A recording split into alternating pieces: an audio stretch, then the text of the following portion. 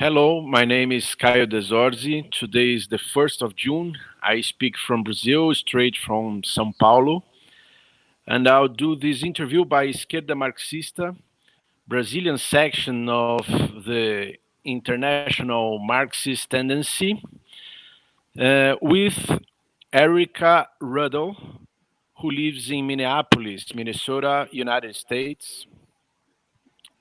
And she is an activist with the US section of the IMT, International Marxist Tendency, and a writer for Socialist Revolution magazine. Good morning, Erika. It's a pleasure to have you here with us. Thank you for having me. It's good to see you again. I thank you for your willingness to give us this interview. Erika, we have all seen the repercussions on social media of the protests that started there in Minneapolis and that are now taking the entire United States against police violence and racism. The video of George Floyd being murdered by those policemen is disgusting, but George Floyd was not the first black man to be killed by racist US police. The murder would be just one more to enter the statistics. We are well aware of this terrible reality also here in Brazil, when the police, where the police kill black and poor youth on a daily basis. Why was this case different? Why did people revolt this time? The impression we have is that there was a previous accumulation and this murder was the last straw that made the glass overflow. What can you tell us about it? Yes, so it is, I think, very obvious that the amount of anger in the streets could not just come from one event. This is the 49th police murder of a black man in 20 years in Minneapolis alone. It is not just direct murder from the police that black people have to worry about in Minneapolis. It is one of the most segregated cities in the country.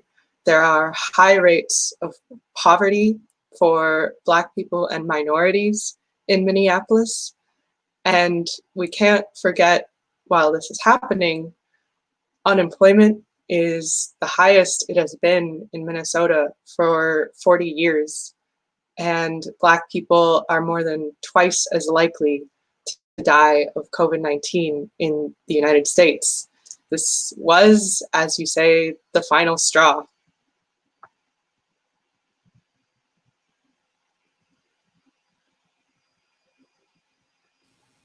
Sorry, microphone problem here. In Minneapolis, street demonstrations began the day after George Floyd's assassination.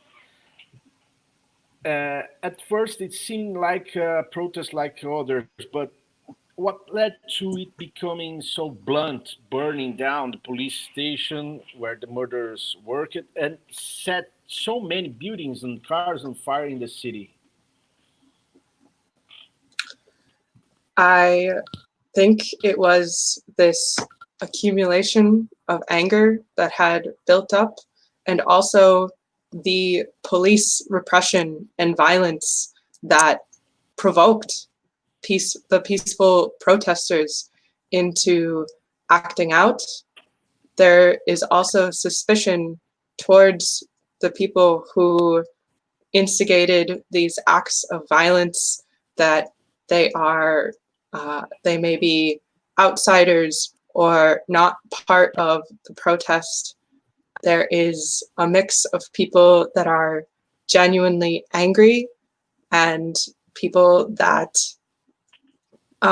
want the police to repress the protest, who want them to act violently against the protest and repress them.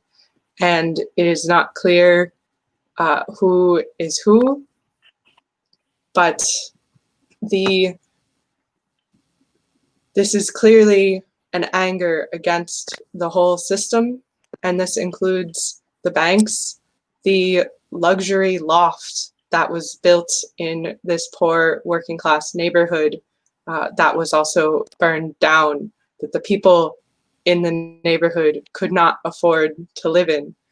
And the burning down of the police station itself is retribution, revenge for the violence that has been instigated against the protesters. Great. The protests quickly spread across the United States. We saw police cars burning in several cities across the country. From what we could see, Donald Trump has been putting himself very badly, encouraging police forces to crack down on the protesters.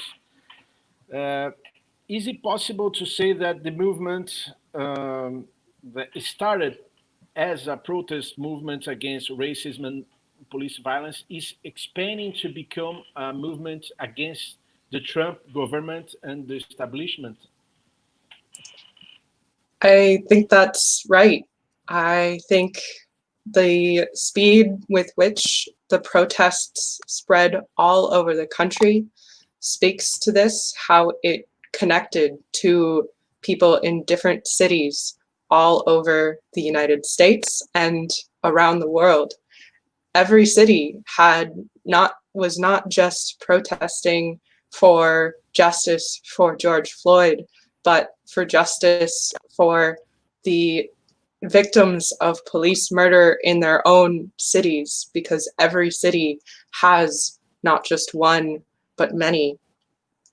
And the direction this is taking against the government, not just against Trump, but also against the Democratic Party.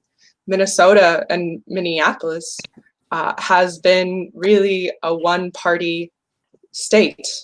I mean, really, the Republican and Democratic parties of the US are like the two wings on the same bird. They are both capitalist parties, but the state of Minnesota has had a Democrat governor, a Democratic mayor in Minneapolis, and the whole city council practically is also Democrats.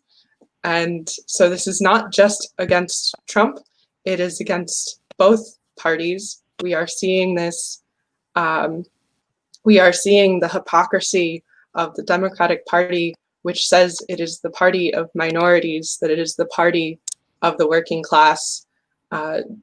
Minnesota has had Democrats in power for several decades, and these are the conditions that poor Black workers have been living in for decades, and it is a product of the capitalist Democrat Party as well.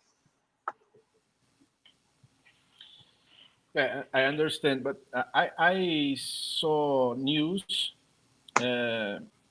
talking about something yesterday that in Washington, demonstrations around the White House that led Trump to hide in the presidential bunker.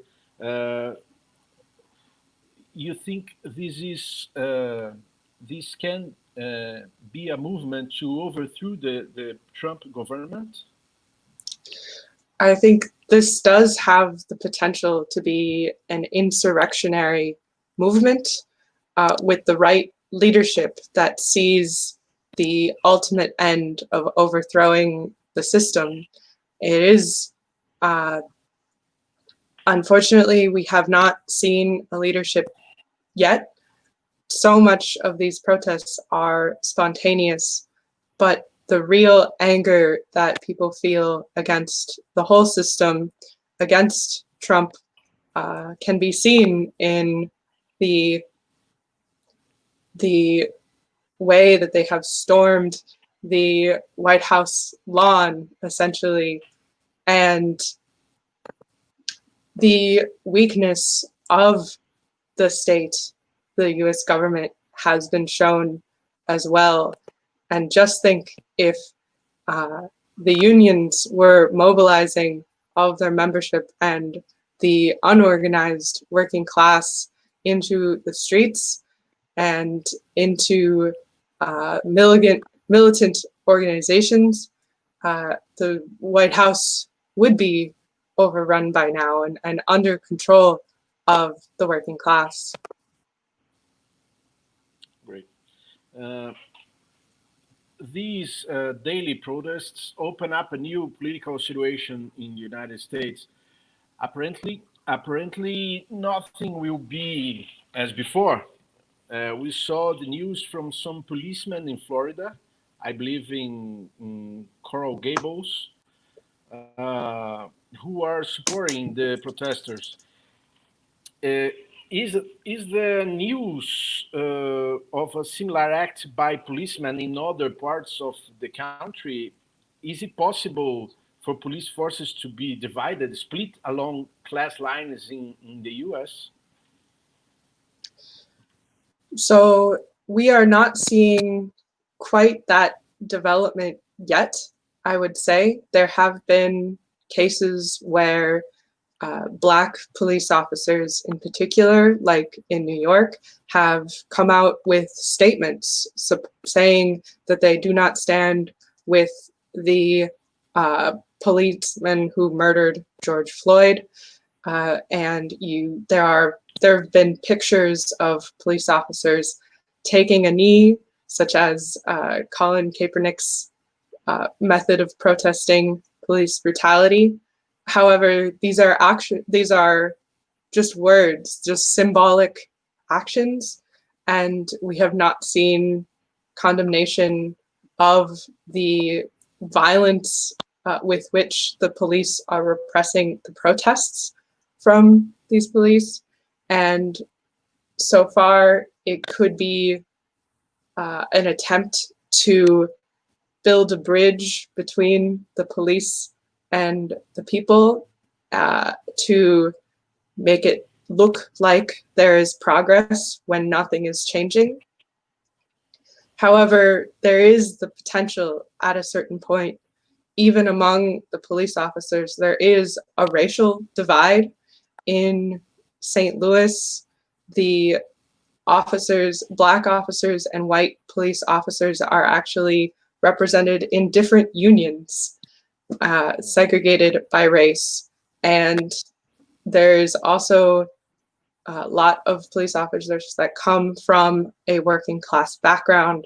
As their families go into the streets, as their friends go into the streets, if we expand this movement enough and they realize they are shooting on their own families, their own friends, that is there is potential then for a real divide among the officers, and we should encourage that. We should encourage them to not just support the protests in words and symbolic actions, but in deed.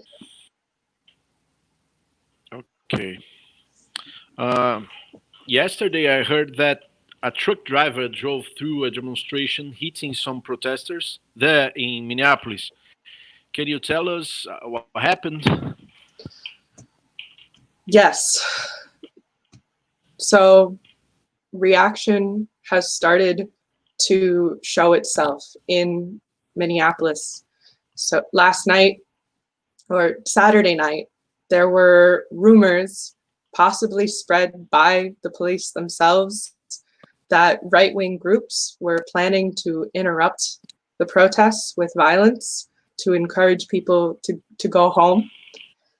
And last night, of course, we saw this fuel truck run into peaceful protesters that were marching on a highway that the police had closed off.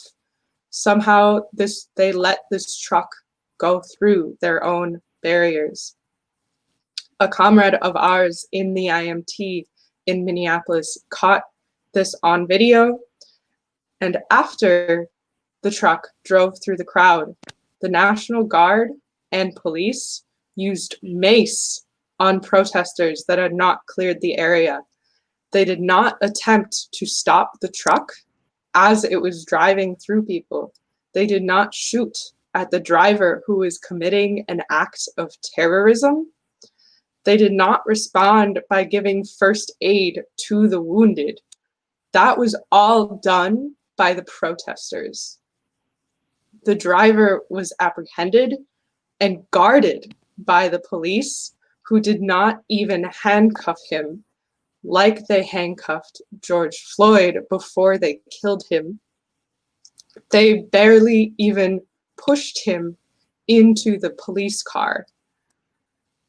They treated him, a terrorist, more gently than they treated George Floyd, who was brutally killed for possibly a fake $20 bill.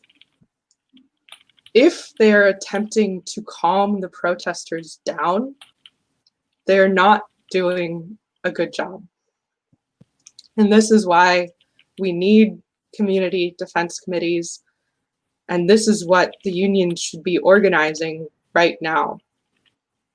There are already the beginnings of neighborhood groups and patrols, and these must be expanded and immediately given a real structure so that we can effectively defend ourselves against the far right and the police and guard, which overlap in their membership.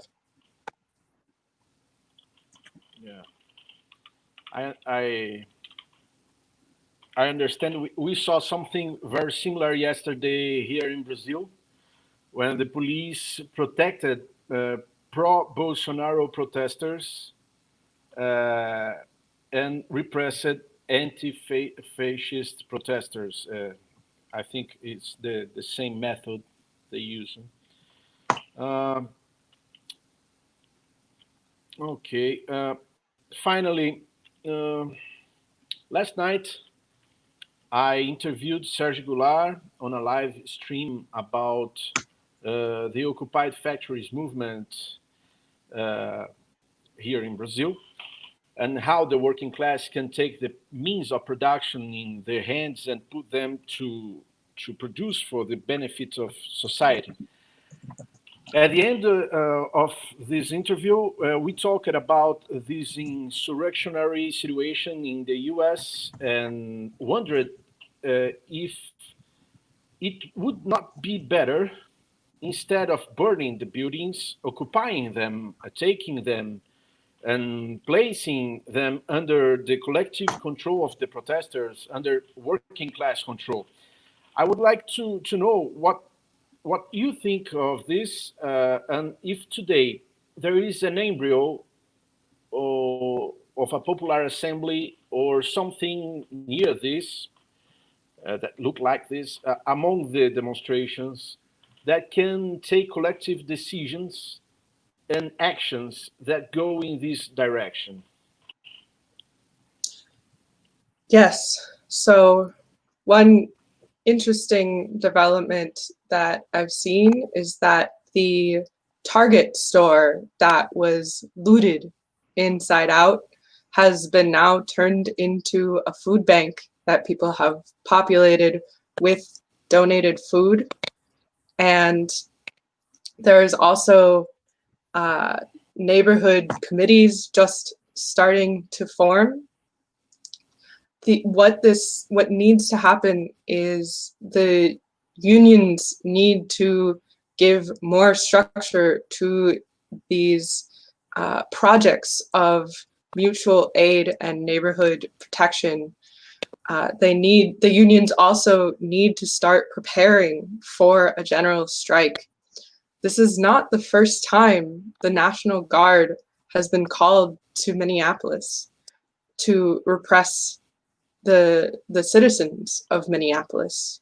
They were called in Minneapolis in 1934 when the Teamsters Union was striking, and that expanded to a general strike encompassing the entire city. And only under the full weight and power of the working class was Minneapolis completely changed from an open shop city, meaning not all workers in a workplace had to join a union, and it was considered a scab's paradise. After the strike, thousands of more workers obtained union recognition and won battles against the police after being brutally repressed.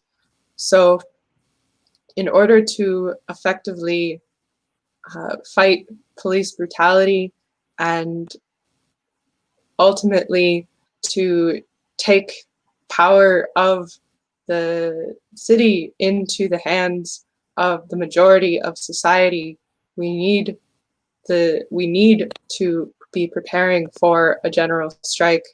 The unions must lead this effort and involve organized and unorganized workers, and these neighborhood committees and patrols that are defending small businesses from looting and protecting people from police and right-wing violence, they need to be massively expanded and tied to the unions.